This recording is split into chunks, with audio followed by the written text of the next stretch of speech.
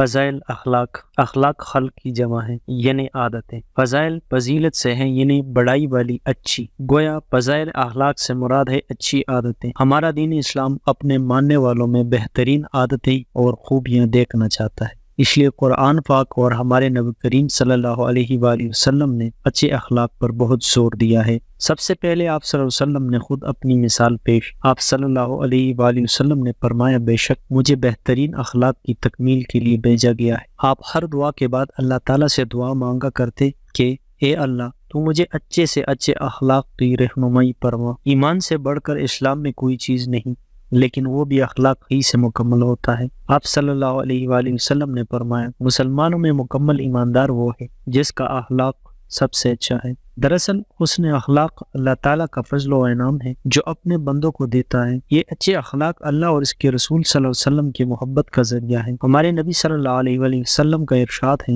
تم میں میرے سب سے پیارا اور میرے قریب وہ ہے جس کے اخلاق اچھے ہیں۔ ہم اپنی عام زندگی میں بھی ایسے ہی لوگوں سے ملنا جلنا پسند کرتے ہیں جن کی عادتیں اچھی ہوتی ہیں یا اچھی ہوں، لہٰذا ہمیں خود بھی اچھی عادتیں اپنانی چاہیے۔